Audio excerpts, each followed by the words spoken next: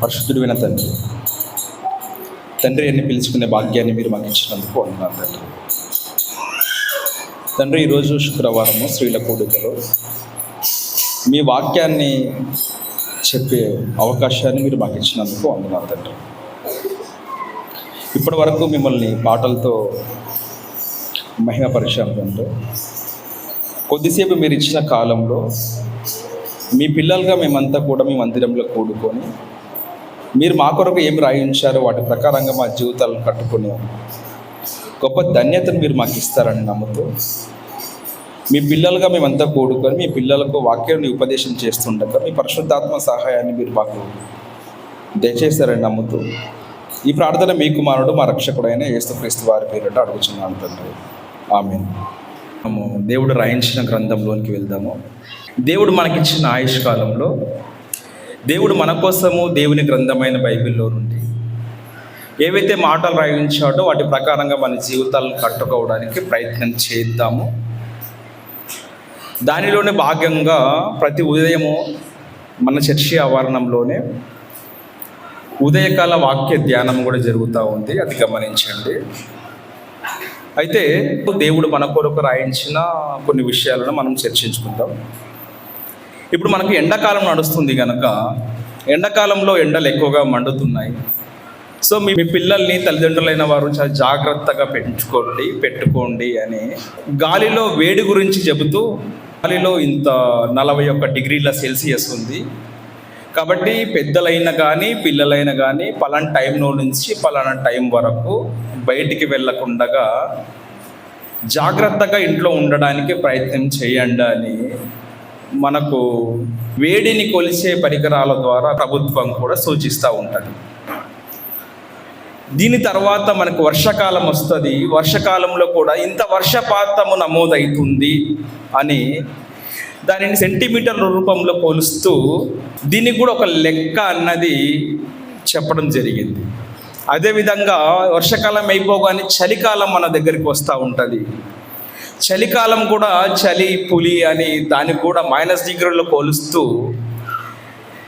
ప్రతి దానిలో కూడా ఒక పరిమాణాన్ని ఒక లెక్కని కొలుస్తూ ఆ లెక్క ప్రకారంగానే ఈరోజు మీరు ఈ టైం నుంచి ఈ టైం వరకు వెళ్ళాలి, ఈ టైంలో నుంచి ఇంట్లో ఉండాలి అని ప్రతిదీ లెక్క ప్రకారంగా మనకు జరుగుతూ ఉంటుంది మన దైనందిన జీవితంలో. అదేవిధంగా ఉదయం లేచినప్పటి నుంచి రాత్రి పడుకునేంత వరకు కూడా మనిషి జీవితాలలో లెక్కలకు చాలా ప్రాధాన్యత మనం ఇస్తూ ఉంటాం. ఉదయాన్నే పిల్లల్ని షాప్కి పంపించి పాల ప్యాకెట్ తీసుకొనిరా అని ఒక 50 రూపీస్ ఇచ్చిన తర్వాత తిరిగి వచ్చిన తర్వాత లెక్కను చూస్తూ ఉంటాం మనమంతా కూడా. ఎంత తిరిగి ఇచ్చారు, ఎంత తీసుకొచ్చావు, ఎంత అని. నెల తిరిగేసరికి ఒక జీతం చేసే శాలరీ పర్సన్ అయితే నెలలో ఒక 20,000 వచ్చాయి అనుకుందాం. తర్వాత మన ఖర్చులు పోను, ఇంటి అద్దె పోను, మిగిలినవి అంతా కూడా లెక్క చూస్తూ ఉంటాం మన జీవితంలో. లెక్క అంటే పుట్టినప్పటి నుంచి మనిషి చావు దగ్గరికి వెళ్ళేంత వరకు ప్రతి దానిని లెక్క చూస్తూ ఉంటాం, ఇంత లెక్క ఉంటుంది అని.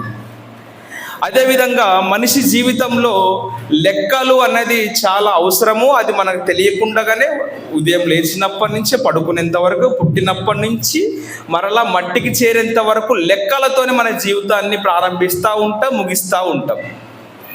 నిన్నగాక మొన్న మా కూతురికి బర్త్డే చేసాము, దానికి ఒక లెక్క ఉంది. 5th బర్త్డే, 5వ బర్త్డే చేసాము. అలాగే లెక్కలు అన్నది మనకు తెలియకుండానే మన జీవితంలో దానిలోనికి వెళుతూ దానిలోనే ఉంటూ దానితోనే సహజీవనం చేస్తూ దానితోనే మన జీవితాన్ని ముగిస్తున్నట్టుగా మనం చూస్తూ ఉంటాం. అంటే లెక్కలు మన జీవితంలో చాలా అవసరమా అంటే అది చదువుకున్న వాళ్ళకి మాత్రమే కదా అని మనం అనుకుంటే అది నిజంగా చెప్పాలంటే హాస్యాస్పదంగానే ఉంటుంది. చదువుకునే వాళ్ళకు లెక్కలంటే కొంతమందికి కష్టంగా ఉంటుంది, కొంతమందికి ఇష్టంగా ఉంటుంది. అంటే ఈ లెక్కల గురించి ఇప్పుడు నేనేం చెప్తున్నది ఏమైనా లెక్కల పాఠమా అంటే కరెక్టే. దేవుడు మన కోసం ఒక లెక్క రాశాడు, ఆ లెక్కల గురించి ఈరోజు మాట్లాడుకుందాము అని చూడ్డానికే ముందుగా వాతావరణం గురించి చెప్పడం జరిగింది. ఈ వాతావరణంలో మనం చూస్తున్నాం, వేడిని కొలిచేటప్పుడు సెల్సియస్గా కొలుస్తూ ఉంటాము. అయితే దేవుడు కూడా మన జీవితంలో లెక్కలను మనకు నేర్పించాలని ప్రయత్నం చేస్తూ ఉన్నాడు. ఆ లెక్కలు ఏందో ఒకసారి చూద్దాము. ఆదికాండము 15వ అధ్యాయము 5వ వచనంలో ఒక లెక్క చూపిస్తున్నాడు. అబ్రహాం గారిని బయటికి పిలిచి 15th చాప్టర్ 5th వర్స్. మరియు ఆయన వెలుపలకు తీసుకొని వచ్చి, నీవు ఆకాశము వైపు తేరి చూచి నక్షత్రములను లెక్కించుటకు నీ చేతనైతే లెక్కించుమని చెప్పి నీ సంతానము అలాగూ అగునని చెప్పాను. ఎవరు చెప్తున్నాడు, ఎవరితో చెప్తున్నారు అంటే దేవుడు అబ్రహాం గారితో చెప్తూ, అబ్రహాం గారు నీకు పిల్లలు లేరు అని నువ్వు బాధపడుతున్నావు కదా, సరే నీకు పిల్లలు ఎందుకు ఇవ్వలేనో నాకు తెలుసు, అది దానికి ఒక లెక్క ఉంది. అయితే నేను భవిష్యత్తులో నీకు పిల్లలు ఇస్తాను, ఆ పిల్లల లెక్క నేను చెప్తా ఉన్నాను. ఒకసారి నువ్వు బయటికి రాని లోపల గుడారంలో ఉండే అబ్రహాం గారిని తీసుకొని బయటికి వచ్చి, అబ్రహాం గారు ఒకసారి మీరు ఆకాశం వైపు చూడండి, నీకు ఏం కనిపిస్తున్నాయి అంటే నాకు చుక్కలు కనిపిస్తున్నాయి, నక్షత్రాలు కనిపిస్తున్నాయి అని అన్నప్పుడు ఒకసారి ఆ చుక్కలు నువ్వు లెక్క పెడతావా అంటే అబ్రహాం గారు ఎవరైనా లెక్క పెడతారంటే లెక్క పెట్టడానికి అవ్వదు. అయితే అబ్రహాం గారితో చెప్తూ దేవుడు, నీవు ఏ విధంగా అయితే నక్షత్రాలను లెక్కించడం నీకు అవ్వటం లేదు, నువ్వు ఈరోజు గర్భం లేదు, నా భార్య గర్భం ధరించట్లేదు, నాకు పిల్లలు లేరు అని నువ్వు బాధపడుతున్నావు కదా, ఆకాశ నక్షత్రాలను చూడు, వాటిని లెక్కించడానికి నీ చేతనవుతుందా అంటే అవ్వదా అని అన్నప్పుడు నీ సంతానం కూడా అలాగ అవుతుందని చెప్పాడు. అక్కడ ఒక మాట గుర్తు చేస్తూ మళ్ళొకసారి 5వ వచనంలో, నీవు ఆకాశం వైపు తేరి చూసి నక్షత్రములను లెక్కించుటకు అంటున్నాడు. అంటే నక్షత్రాలకు కూడా ఒక లెక్క ఉందన్నది మనకు అర్థమవుతుంది. అబ్రహాము నీకు సంతానం లేదని నువ్వు బాధపడుతున్నావు కదా, నువ్వు ఆకాశ నక్షత్రాలను చూడు, నీకు లెక్క కనిపిస్తుంది, నీ చేతనైతే దాన్ని లెక్క పెడతావా అంటే అబ్రహాం గారు చెప్తూ, నాతో అవ్వదన్నప్పుడు నీ సంతానం లేదని నువ్వు బాధపడుతున్నావు కదా, ఇప్పుడు నీ సంతానం కూడా లెక్కించలేనంతగా నేను విస్తరింపజేస్తాను అని చెప్తున్నాడు. అంటే ఇక్కడ మనకి ఏం కనిపిస్తుంది, అబ్రహాం దగ్గరకు వచ్చినప్పుడు ఆకాశ నక్షత్రాలను చూసినప్పుడు ఒక లెక్క కనిపిస్తుంది, నీ సంతాన విషయంలో కూడా లెక్క కనిపిస్తుంది. లెక్క మనకు అర్థమవుతుందా? ఆకాశ నక్షత్రాలకు ఒకవేళ లెక్క ఉందా లేదా ఒకసారి చూద్దాము. కీర్తనల గ్రంథము 147:4, నక్షత్రముల సంఖ్య ఆయన నియమించి ఉన్నాడంట. చలమా నక్షత్రాల సంఖ్య గురించి చెప్తూ, నక్షత్రాలకు సంఖ్య ఉంది, ఆ సంఖ్యను కూడా నిర్మించిన వ్యక్తి ఉన్నాడు, ఆయన పేరే దేవుడు అని చెప్తున్నాడు. అబ్రహాం గారిని బయటికి పిలిచి ఆకాశ నక్షత్రాలు నువ్వు లెక్కిస్తావు అన్నప్పుడు దానికి లెక్క ఉంటుందని ఒకవేళ మనం అయోమయంలో పడతామేమో అని వాటికి లెక్క పెట్టాను అని చెప్తున్నాడు. అదే విషయం 147:4 వచనంలో నక్షత్రముల సంఖ్యను ఆయన నియమించి ఉన్నాడు, వాటన్నిటికీ పేర్లు పెట్టి పిలుస్తున్నాడంట. మనకు తెలిసిన విషయం ఏమిటంటే నక్షత్రాలు, స్టార్స్, చుక్కలు అని మా పేర్లతో మాత్రమే మనం పిలుస్తూ ఉంటాం, కానీ ఒక్కొక్క నక్షత్రానికి ఒక పేరు పెట్టాడంట. ఇక్కడ చాలా మంది మనకు వచ్చాం కదా, ఒకరి పేరు ఒకరికి ఉందా అంటే పిల్లలు మనం పెట్టేటప్పుడు ఒకరి పేరు ఒకరికి లేకుండా చూసుకోవడానికి ప్రయత్నం చేస్తాం. ఇదిగో వాళ్ళకుందా పేరు, మా పిల్లలకు ఆ పేరు ఉండకూడదు అని మనం ఏ విధంగా అయితే ప్లాన్ చేసుకొని మన పిల్లలకు పేర్లు పెడతామో దేవుడు కూడా నక్షత్రాలకు పేర్లు పెట్టాడంట. పేర్లు మాత్రమే పెట్టావా తండ్రి అంటే పేర్లు కాదు, వాటికి సంఖ్య, లెక్క కూడా నేను పెట్టాను అంటున్నాడు. మరొక విషయం చూద్దాము. యెషయా గ్రంథము 40వ అధ్యాయము 26వ వచనం చూద్దాం. మీ కన్నులు పైకెత్తి చూడుడి, వీటిని ఎవడు సృజించెను, వీటి లెక్క చొప్పున వీటి సమూహములు బయలుదేరజేసి వీటన్నిటికీ పేర్లు పెట్టి పిలిచివాడే కదా అంటున్నాడు. అంటే నక్షత్రాలకు కూడా ఒక లెక్క ఉంది, లెక్క మాత్రమే ఉందా ప్రభు అంటే లెక్కతో పాటు వాటికి పేర్లు కూడా పెట్టి పిలుస్తున్నాను అంటున్నాడు. యెషయా గ్రంథము 40వ అధ్యాయం 26వ వచనంలో మనము వీటికి లెక్క చూస్తున్నాము, లెక్కతో పాటు పేర్లు పెట్టి పిలుస్తున్నాడంట.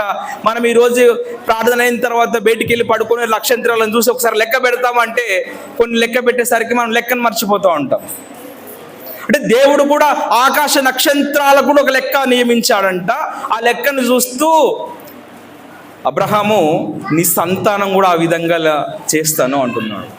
అంటే ఇదంతా విషయంలో మనకి ఏం కనిపిస్తుంది అంటే అబ్రహాం గారిని బయటికి పిలిచి ఆకాశ నక్షత్రం లెక్క చెప్పాడు. అబ్రహాం గారికి పిల్లలు లేరు కదా, నీ సంతానం కూడా ఆ విధంగా అవుతుంది, నీ సంతానాన్ని కూడా ఎవరు లెక్క చేయలేరు. అక్కడో లెక్క, ఇక్కడో లెక్క, ఇక్కడో లెక్క. అంటే లెక్కల గురించి దేవుడు ఏమో చెప్పాలనుకుంటున్నాడు. మనం ఇందాక స్టార్టింగ్లో చూసాం కదా, ఈరోజు వేడి ఎక్కువ ఉంది, దాన్ని కూడా లెక్కతో పోలుస్తూ ఉంటాం మనం అంతా కూడా.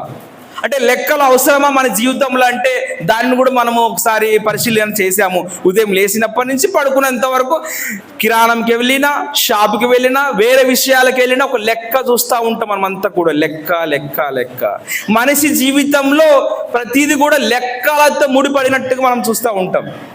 అదే విషయాన్ని దేవుడు కూడా గుర్తు చేస్తూ అబ్రహాం గారితో, అబ్రహాం నీకు సంతానం లేదని బాధపడుతున్నావు కదా, నీకు సంతానము లేదని బాధపడొద్దు, ఆకాశ నక్షత్రాలను చూడు, ఈ భూమి మీద అబ్రహాము దగ్గర నుంచి భవిష్యత్తులో వచ్చే తరం వరకు ఆకాశాల నక్షత్రాలను లెక్క కట్టడానికి ఎవరు కూడా సాహసం చేయలేరు. సాహసం చేసినప్పటికీ కూడా వాటి లెక్క మనుషులకు తెలియదు అని చెప్పాడు. వాటి లెక్కతో నీ సంతానాన్ని పోలుస్తానని చెప్పాడు దేవుడు. అంటే ఒక లెక్క మనకు కనిపిస్తూ ఉంటుంది. మనిషి జీవితంలో కూడా ఈరోజు పుట్టినప్పటి నుంచి మరలా మరణించేంత వరకు కూడా ఒక లెక్క చూపిస్తున్నాడు. 139వ కీర్తన 16వ వచనంలో ఒక మాట చూద్దాము. నేను పిండమునై ఉండగా నీ కన్నులు నన్ను చూసెను, నియమింపబడిన దినములు అంట. అంటే మనిషి ఈ భూమిపైకి పుట్టక ముందే ఆ మనిషికి ఏమి నియమింపబడింది? మరణ దినము కూడా నియమింపబడింది. లెక్క చెప్తున్నాడు. నియమింపబడిన దినములు ఒకటైన కాక మునిపే నా దినములన్నీయు లెక్క, నా దినములన్నీయు నీ గ్రంథములో లిఖితములాయను అంటున్నాడు దేవుడు. లెక్క చెప్తున్నాడు అందరికీ. ఉదయం లేచినప్పటి నుంచి సాయంత్రం వరకే మనం లెక్క అనుకుంటున్నాము. కాదు, తల్లి గర్భంలోనికి శుక్రకణం ద్వారా పోయిన ఒక కణము, ఆ దాన్ని కూడా లెక్క కడతా ఉన్నాడు దేవుడు. తల్లి గర్భంలోనికి వెళ్ళిన తర్వాత బయటకు వచ్చిన దినాన్ని మనం క్యాల్కులేషన్ చేస్తూ ఉంటాం, లెక్క కడుతూ ఉంటాం. దేవుడు మాత్రం వారి దాంపత్య జీవితంలో ఒక శుక్రకణము తల్లి గర్భంలోనికి ఎప్పుడు వెళ్తుందో అప్పటి నుంచి కూడా లెక్క కడతా ఉన్నాడంట. నీ దినములు అన్నీయు నా గ్రంథములో లిఖితములు ఆయన అంటున్నాడు దేవుడు. లెక్క చెప్తున్నాడు. ఈరోజు మనం పుట్టాము, పెరిగాము, యవ్వన వయసు వచ్చింది, పెళ్లి వయసు వచ్చింది, వృద్ధాప్య వయసు వచ్చింది, మరణ దిన వయసు వచ్చిందనే మనం ఇవి లెక్క చేస్తున్నాం. దేవుడు మాత్రం మనం ఇంకా తల్లి గర్భంలోనికి రాకముందే మన దినాలను లెక్క కడతా ఉన్నాడంట. మరొక వచనం చూద్దాం. 50వ అధ్యాయము కీర్తన గ్రంథం 8వ వచనం. నా సంచారములను నీవు లెక్కించి ఉన్నావు అంటున్నాడు. సంచారాలను కూడా లెక్కిస్తాడా అంటే దేవుడు సంచారములను కూడా లెక్కిస్తున్నాడంట. నీ సంచారంలో ఒక క్రియను చూపిస్తూ కింద, నా కన్నీళ్లు నీ బుడ్డిలో నుంచబడి ఉన్నవి, అవి నీ కవిలలో కనబడును కదా. మనం చీటీ మాటి కన్నులు పెడతా ఉంటాం. ఎన్ని కన్నులు పెడతాం మనకైతే అస్సలు తెలియదు. దేవుడు ఆ డ్రాప్స్ని కూడా కొలుస్తూ ఉన్నాడంట. కవిల అనే దగ్గర ఒక టిక్ మార్క్ ఉంటుంది, కింద చూస్తే పుస్తకము అని ఉంటుంది. దేవుడు పుట్టినప్పటి నుంచి మరణించేంత వరకు నువ్వు ఎన్నిసార్లు ఏడుస్తావో నీ కన్నీళ్లను కూడా దేవుడు లెక్క కడతా ఉన్నాడంట. మనిషి జీవితంలో కన్నీళ్లను కూడా లెక్క కడతాడంట. నిజం చెప్పండి, మనం ఎంత ఏడుస్తాం కదా, ఒక్కసారి నా కన్నీళ్లను మనం కొలవడానికి వీలవుతుందా అంటే అవ్వదు అంటాడు మనిషి అయితే. దేవుడైతే ఏమంటాడు? అవుతుంది అంటాడు. ఒక మనిషి గురించి చెప్తున్నాడంటే, ఈ భూమి మీద ఆదాము దగ్గర నుంచి ఇప్పటి వరకు మరణించి పుట్టి సమాధి చేయబడిన ప్రతి ఒక్కరి లెక్క కూడా, ఒకరి లెక్కతో పాటు వారి కన్నీళ్ళలో నుంచి వచ్చిన డ్రాప్స్ని కూడా దేవుడు లెక్క కడతా ఉన్నాడంట. అంటే కన్నీళ్లను కూడా లెక్క కడతాడు దేవుడు అంటే, దేవుడు చెప్తున్నాడు నిజమే, నేనైతే లెక్క కడతా అన్నాడు. ఏబు గ్రంథము 31:4. ఆయన నా ప్రవర్తనను ఎరుగును కదా అంటున్నాడు. చాలమ్మా, ప్రవర్తన దేవునికి తెలుసంట. దేవునికి తెలియనిది అంటూ ఏది లేదు. అందులో మన ప్రవర్తనను కూడా దేవుడు చూస్తున్నాడంట. ప్రవర్తన అంటే ఏందబ్బా అని ఒకవేళ అనుకుంటే, మనము లేచినప్పటి నుంచి ఒకరి గురించి మాట్లాడుతూ ఉంటాం. వాళ్ళు మన దగ్గర ఉన్నప్పుడు మంచిగా మాట్లాడుతుంటాం. వాళ్ళు మన దగ్గర నుంచి ఇట్లా లెఫ్ట్ అవ్వగానే, వెళ్ళిపోగానే వాళ్ళ దగ్గర మనం ఏ విధంగా మాట్లాడతామంటే నిజాలు మాట్లాడుతూ ఉంటాం. అదే విషయాన్ని చెప్పు, నువ్వు నా ప్రవర్తన అంతా కూడా ఏం చేస్తున్నావు నీకు తెలుసయ్యా అంటున్నాడు. ఎవరు? భక్తుడైన యోబు గారు, నా ప్రవర్తన అంతా నీకు తెలుసు, నా గురించి జనులు ఏం మాట్లాడుతున్నారో, జనుల గురించి నేనేం మాట్లాడుతున్నాను, ఎవరెవరి గురించి ఏం మాట్లాడుతున్నారో ప్రతి దాని గురించి నీకు తెలుసయ్యా అని చెప్తూ కింద ఒక వచనం చెప్తూ నా అడుగు జాడలన్నిటినీ లెక్కిస్తాడంటే దేవుడు. నిజంగా చెప్పండి, మనం చాలా ప్రేమగా మన పిల్లలు పెంచుకుంటాం కదా, ఒక్కరోజు ఆ పిల్లలు ఎన్ని అడుగులు వేస్తారు మనం లెక్క కడతామా? అస్సలు అవ్వదు. అంతేందుకు, వాళ్ళ గురించి ఎందుకు, మన గురించే చూద్దాము. లేచినప్పటి నుంచి ఒకరోజు లెక్క కట్టండి, మీ అడుగులు మీరు ఎవరైనా కానీ లెక్క పెడతారా అంటే పెట్టడానికి వీలు పడదు. కానీ దేవుడు మాత్రం ఏం చెప్తున్నాడు? నీ అడుగు జాడలన్నిటినీ నేను లెక్క పెట్టాను అంటున్నాడు. మనిషి పుట్టినప్పటి నుంచి, బాల్య దశ నుంచి వృద్ధాపదశలో మరణ దినం దగ్గరికి వెళ్ళే వరకు ప్రతి మనుషుని అడుగుల లెక్క కూడా దేవుని దగ్గర ఉందంట. ఎందుకు దేవుడు ప్రతిదీ ఎందుకు లెక్క చెప్తా ఉన్నాడు, ఎందుకు లెక్క కడతా ఉన్నాడు అనేది మరి చివరిలో చూద్దాము. దేవుడు లెక్కలతో ఈరోజు మనల్ని ఒక ప్రశ్న అడగాలనుకుంటున్నాడు. ఆ ప్రశ్న ఏంటో కూడా చూద్దాం. అబ్రహాం గారితో చెప్తూ, నువ్వు బయటకు వచ్చి ఒకసారి ఆకాశ నక్షత్రాలను లెక్క కట్ట అన్నాడు. అవ్వదని అన్నాడు. నీ సంతానాన్ని కూడా ఆ విధంగా చేస్తే నీ సంతానాన్ని కూడా నువ్వు లెక్క పెట్టలేవు అని అంటున్నాడు. తర్వాత ఆకాశ నక్షత్రాల లెక్క మాత్రమే నీ దగ్గర ఉందా అంటే లెక్క మాత్రమే నా దగ్గర లేదు, వాటికి పేర్లు కూడా నేను పెట్టాను అంటున్నాడు. అది మాత్రమేనా ప్రభువా అంటే అది మాత్రమే కాదు. మనిషి బాల్య దశ నుంచి ఈరోజు మనము కంటిన్యూ చేస్తున్నాం కదా, క్యాల్కులేట్ చేస్తున్నాం కదా, 1వ బర్త్డే, 2వ బర్త్డే, 50 బర్త్డే అని చేస్తున్నాం కదా. మనం బర్త్డే మాత్రమే మనకు గుర్తుంటుంది.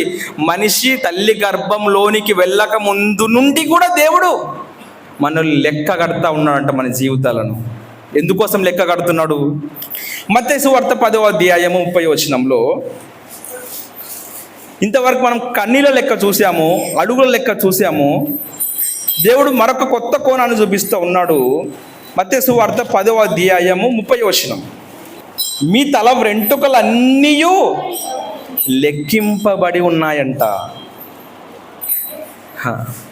తల వెంట్రుకలు కూడా లెక్కింపబడి ఉన్నాయంట. లెక్కిస్తా అంటలేడు దేవుడు, ఆల్రెడీ లెక్కింపబడి ఉన్నాయంట. మన తల వెంట్రుకలను కూడా దేవుడు లెక్కిస్తున్నాడంట. ఎందుకు? ప్రతి దాంట్లో దేవుడు ఎందుకు లెక్క చూస్తున్నాడు? మన దినాలు లెక్క చూస్తున్నాడు, అడుగుల లెక్క చూస్తున్నాడు. నువ్వు ఒకవేళ బాధపడి ఏడిస్తే నీ కన్నీళ్ళ లెక్క చూస్తున్నాడు. చివరికి వచ్చేసరికి తల వెంట్రుకలలో కూడా లెక్క. మనిషికి ఈరోజు చాలా మందికి ఎయిర్ లాస్ అవుతూ ఉంటుంది. ఆ పర్సన్కి ఎంత ఎయిర్ ఉండాలన్నది కూడా దేవుడు లెక్క కట్టి పెట్టాడు. అంటే దేవుడు ప్రతి దానిని లెక్క చేస్తూ ఉన్నాడు. ఎవరికి ఏమి ఇవ్వాలా, ఎవరికి ఎంత ఇవ్వాలా, ఎవరికి ఎంత జుట్టు ఇవ్వాలా, ఎవరికి ఏది ఇవ్వాలనేది దేవుడు లెక్క కట్టిస్తున్నాడంట. మనం మాత్రం ఒకటి ఏం గ్రహించకుండా పోయిన దాని గురించి ఆలోచిస్తూ ఉంటాం, మళ్ళీ లాస్ అవ్వడానికి. అదే చెప్తూ దేవుడు ప్రతి దాని లెక్క చూస్తున్నాడంట. ఇదంతా దేవుని కోసం లెక్క చూస్తున్నావయ్యా అంటే ఇప్పుడు ఓపెన్ చేస్తూ ఉన్నాడు. రోమపత్రిక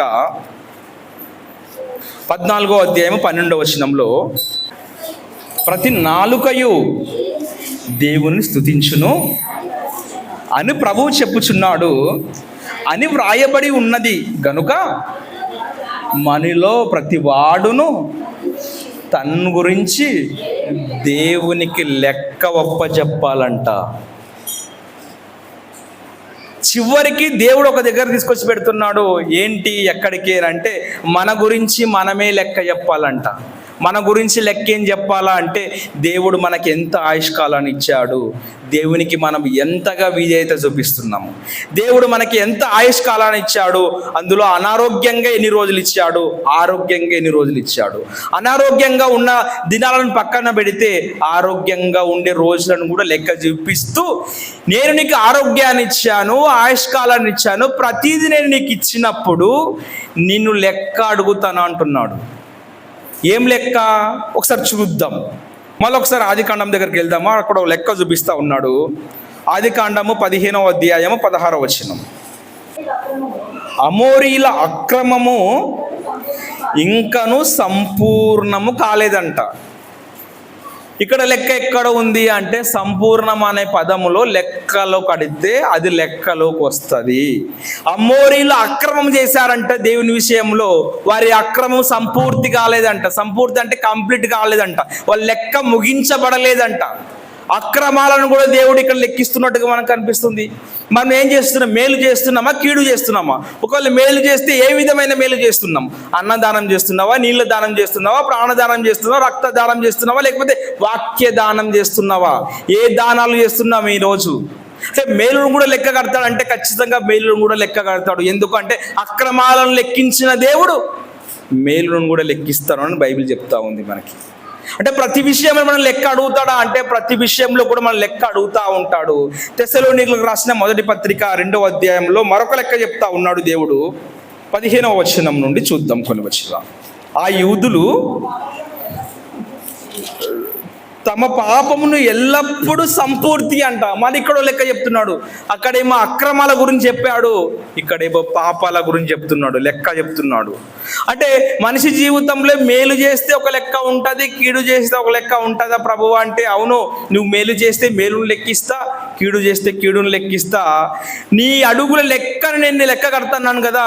నువ్వు దేవుని మందిరానికి వచ్చేటప్పుడు ఎన్ని అడుగులు వేస్తున్నావు, దేవుని మందిరానికి కాకుండా నీ ఇష్టాలకు ఎన్ని అడుగులు వేస్తున్నావు, వాటిని కూడా నేను లెక్క చూస్తా అంటున్నాడు. దేవుని మందిరానికి వచ్చి దేవుని పాటలు పాడుతున్నావా, దిక్కులు చూస్తున్నావా, వాటిని కూడా నేను లెక్క చేస్తా అంటున్నాడు. దేవుని మందిరానికి వచ్చేటప్పుడు నీ బుద్ధిగా ఉంటావా, బుద్ధిగా ఉండవా అనేది కూడా నేను లెక్క చూస్తా అంటున్నాడు దేవుడు. ప్రతి దానిలో లెక్క లెక్క లెక్క లెక్క అంటే మన స్కూల్లో వెళ్ళి లెక్కల మాస్టర్ కంటే ఈ లెక్కల మాస్టర్ చాలా ఇబ్బంది పెడతా ఉన్నట్టుగా మనకు అనిపిస్తూ ఉంటుంది.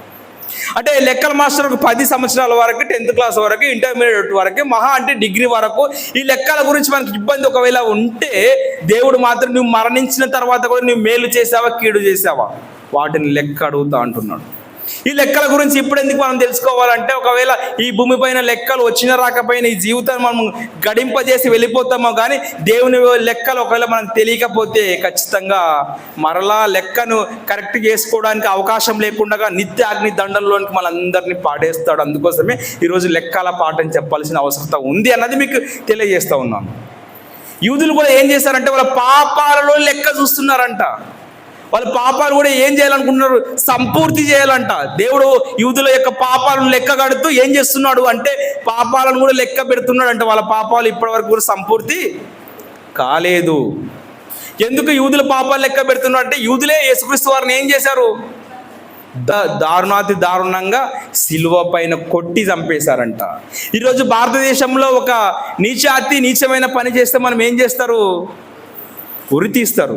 ఆ రోజు కూడా యూదులలో కూడా నీచాతి నీచమైన పని చేసిన వాళ్ళకి మాత్రమే శిలువ యొక్క శిక్ష వేస్తారు.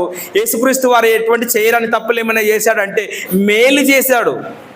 యూదా ప్రజలకు మేలు చేశాడు, ఇశ్రాయేల్ ప్రజలకు మేలు చేశాడు. మేలు చేసిన యేసుక్రీస్తు వారిని వీళ్ళంతా ఏం చేశారు? అన్యాయంగా తీర్పు తీర్చి దేవుడు అంటే యేసుక్రీస్తు వారు చెయ్యని పాపాలు ఇతనికి లెక్క కట్టి ఇతన్ని చంపేశారు. అందుకోసం యూదుల గురించి చెప్తూ యూదుల యొక్క పాపాలు ఇంకా సంపూర్తి కాలేదు, వాళ్ళ పాపాలు సంపూర్తి అయ్యే లెక్క వస్తుంది, అప్పుడు నేను వారికి ప్రతిదండన చేస్తా అంటాడు. చరిత్రలో ఒకసారి చూస్తే క్రీస్తు శకం 70లో యూదులు మొత్తం అంతమైపోయినట్టుగా చేస్తూ ఉంటాడు. ఈరోజు మనకి ఇజ్రాయేల్ యూదులు కనిపిస్తూ ఉంటారు. ఆల్మోస్ట్ దేవుడు యూదులను క్లోజ్ చేద్దాం అనుకున్నాడు, కానీ చివరికి వచ్చేసరికి యేసుక్రీస్తు వారు వాళ్ళ గర్భవాసంలో వచ్చాడు కాబట్టి వారిని బట్టి ఈరోజు యూదులు మన ముందు కనిపిస్తూ ఉంటారు. అంటే ఈరోజు మనకు ఏం కనిపిస్తుంది అంటే ఒక లెక్క కనిపిస్తుంది. యూదులు కూడా పాపం చేశారంటే యూదులు కూడా పాపం చేశారు, పాపాలలో కూడా దేవుడు లెక్క కడతా ఉన్నాడంట. హెబ్రీ పత్రిక 4వ అధ్యాయం 13వ వచనం మరొక లెక్క గురించి చెప్తా ఉన్నాడు ఇక్కడ. మరియు ఆయన దృష్టికి కనబడని స్పష్టం ఏదియూ లేదు, మనం ఎవనికి లెక్క ఒప్పజెప్పవలసి ఉన్నదో ఆ దేవుని కన్నులకు సమస్తమును మరుగులేక తేటగా కనపడుతుందంట. ఈ మాట తేటగా అన్న మాట ఎందుకు రాయించాడు దేవుడు అంటే, మనం చీకట్లో పాపాలు చేస్తాం కదా, మనిషి కనపడదు, అదేవిధంగా దేవునికి కనపడదు అని అనుకుంటారేమో. ఆలోచనలే మనం పాపాలు చేస్తూ ఉంటాం. ఆలోచనలో ఒక మనిషి చంపాలని ఆలోచన చేస్తూ ఉంటాం, కానీ ఆలోచనలు చేసేది ఒకవేళ దేవునికి కనిపిస్తుందా లేదా అని అంటే దేవునికి ప్రతీది కూడా స్పష్టంగా కనిపిస్తుందంట.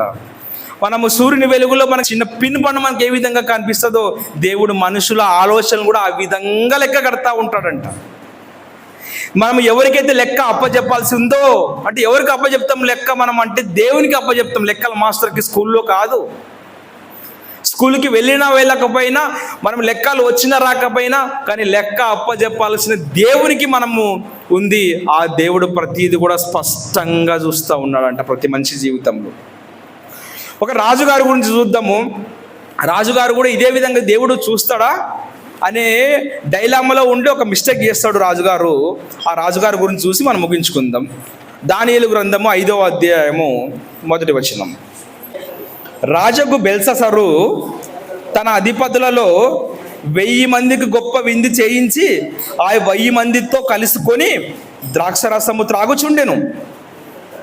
బెల్షస్సరు ద్రాక్షరసము త్రాగుచుండగా తానును తన అధిపతులను తన రాణులను తన ఉపపత్నులను వాటిలో ద్రాక్షరసం పోసి త్రాగునట్లు తన తండ్రియగు నెబుకద్నెజరు యెరూషలేము దేవాలయంలో నుండి తెప్పించిన బంగారు పాత్రలను తెమ్మని ఆజ్ఞ ఇచ్చెను.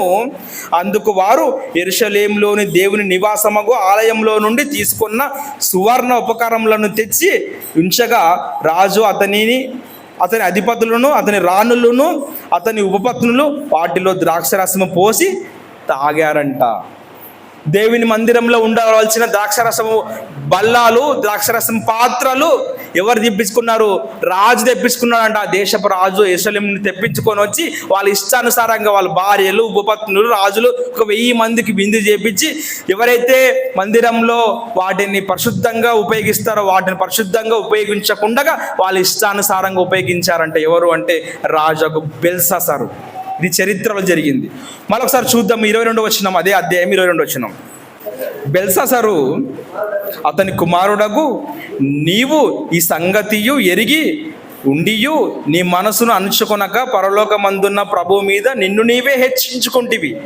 ఎట్లనగా నీవును నీ అధిపతులను నీ రాణులను నీ ఉపపత్నులను దేవుని ఆలయ సంబంధమగు ఉపకరణంలో ద్రాక్షరసము పోసి త్రాగవలనని వాటిని తెచ్చి ఎంచుకొని వాటితో త్రాగుచు చూడనైనను విననైనను గ్రహింపనైనను చేతకాని వెండి బంగారం ఇత్తడి ఇనుము కర్ర రాయి అని వాటితో చేయబడిన దేవతలను స్తుతించావు. నువ్వు నీ ప్రాణము నీ సకల మార్గంలో దేవుని వశమున ఉన్నవో ఆయన నువ్వు గనపరచలేదు. కావున ఆయన ఎదుట నుండి ఒక అరచెయ్యి వచ్చి ఈ రాతను వ్రాసిన శాసనం ఏమనగా మెనే మెనే టెకెల్ విఫారిన్ అని రాసింది. ఆ వాక్య భావం ఏమంటే, మెనే అనగా దేవుడు నీ ప్రభుత్వ విషయంలో లెక్క చూసి దానిని ముగించెను. టెకేల్ అనగా ఆయన నిన్ను త్రాసులో తూచగా నువ్వు తక్కువగా కనిపిస్తావంట. రాజైనా పర్లేదు మనల్ని లెక్క చేస్తాడంటే, నువ్వు రాజైనా పర్లేదు నేను లెక్క చూస్తాను. దేవుని లెక్కలో దేవుని త్రాసులో రాజైన బెల్షస్సరు నువ్వు చూసినప్పుడు ఆయన ఏ విధంగా కనిపించాడంటే తక్కువగా కనిపించాడంట. దేవుని తూనికలో మనలందరిని పెట్టినప్పుడు ఒకవేళ తక్కువగా కనిపిస్తే ఏమవుతుందో ఒకసారి చూద్దాము. 27వ వచనంలో, ఫెరేస్ అనగా నీ రాజ్యం నీ యొద్ద నుండి విభాగించబడి మాదీయులకును పారసీకులకును ఇయ్యబడెను అని చెప్తున్నాడు. అంటే మన జీవితంలో కూడా దేవునికి ఒకవేళ ఇవ్వాల్సిన స్థానం ఇవ్వకపోతే, దేవునికి ఇవ్వాల్సిన ప్రాధాన్యత ఇవ్వకపోతే, దేవుడు ఎక్కడ ఉన్నాడు చూస్తాడా అని ఒకవేళ అనుకుంటే, చరిత్రలో జరిగిన ఒక సంఘటన మీకు చూపించాను. బెల్షస్సరు ఒక రాజు. ఆయన ఏం చేశాడంటే యెరూషలేము దేవాలయంలో ఉండవలసిన ఉపకరణాలు అన్నిటిని కూడా తీసుకొని వచ్చి తన దగ్గర పెట్టుకొని తనకి ఇష్టానుసారంగా తింటూ తాగుతూ అందరికీ విందిస్తున్నాడంట, పాటిస్తున్నాడంట. దేవుడు చూస్తాడా అని ఒకవేళ అనుకుంటే చూస్తాడు. దానికి వెంటనే శాసనం జరిగింది. ఏమని అంటే మెనే మెనే టెకెల్ విఫారిస్ అని చెప్పి, నువ్వు దేవుని త్రాసులో నిన్ను తూచినప్పుడు నువ్వు ఏ విధంగా కనిపించావంటే చాలా లైట్గా కనిపించావంట. అందుకోసం నేనేం చేశాను, ఈ భూమి పైన నీవు ఉండకుండా, నీ సంతానం ఉండకుండా, ఏది ఉండకుండా తుడిచిపెడతాడు అని చెప్పినట్టుగానే చరిత్రలో బెల్షస్సరు యొక్క రాజు యొక్క పిల్లల ప్రస్తావన చరిత్రలో మనకు కనిపించదు. పిల్లల దేవుని విషయంలో కూడా ఒకవేళ మనం లెక్క ఒప్పజెప్పాల్సిన వారై ఉన్నప్పటికీ కూడా లెక్క ఒప్పజెప్పకుండా మన ఇష్టానుసారంగా మనం తిరిగినా, ప్రవర్తించినా, తాగినా, దేవుని పట్టించుకోకుండా మన జీవితంలో మనం టైంని వేస్ట్ చేస్తూ ఉంటే దేవుడు కూడా మనల్ని ప్రతి విషయంలో కూడా లెక్క అడుగుతాడంట. మనం పిల్లలకి ఒక 10 రూపాయలు ఇచ్చి తీసుకొని వచ్చి లెక్క చూస్తాం కదా, అదేవిధంగా మన జీవిత కాలంలో ప్రతి క్షణాన్ని దేవుడు లెక్క కడతాడంట. ఈ ఊర్లో నీవు ఉన్నా లేకపోయినా, చదువుకోవడానికి వెళ్ళినా, తల్లిదండ్రుల్లో ఒకవేళ కళ్ళు కప్పడానికి నువ్వు ప్రయత్నం చేస్తావేమో, కానీ సమస్తం మరుగైన దేవుని కళ్ళు కప్పడానికి మాత్రం మనం ఎప్పుడు ప్రయత్నం చేయడానికి అవ్వదు అని తెలియజేస్తూ నా మాటలు ముగిస్తున్నాను. కళ్ళు మూసుకుందాం. పరిశుద్ధమైన తండ్రి, ఈరోజు మీరు మాకు ఇచ్చిన ఆయుష్కాలంలో మీరు మీ గ్రంథంలో ఏవైతే రాయించారో వాటి ప్రకారంగా మా జీవితాలను కట్టుకోవడానికి ప్రతి మాట కూడా ఉపయోగపడుతుందని నమ్ముచున్నాను తండ్రి. మనిషి పుట్టినప్పటి నుంచి చావు వరకు కూడా ప్రతి దానిలో మీరు లెక్క కట్టినప్పుడు మా ప్రవర్తన విషయాన్ని కూడా మీరు లెక్క కట్టారు తండ్రి. మా ప్రవర్తనను మీకు అనుకూలంగా మార్చుకోవడానికి మరొక అవకాశాన్ని ఇవ్వమని ప్రాధేయపడుతున్నాం తండ్రి.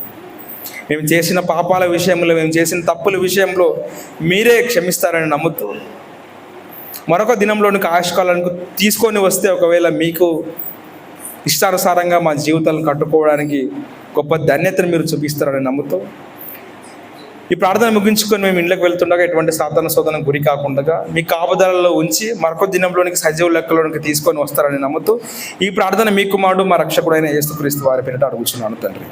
ఆమేన్. అందరికీ వందనాలు.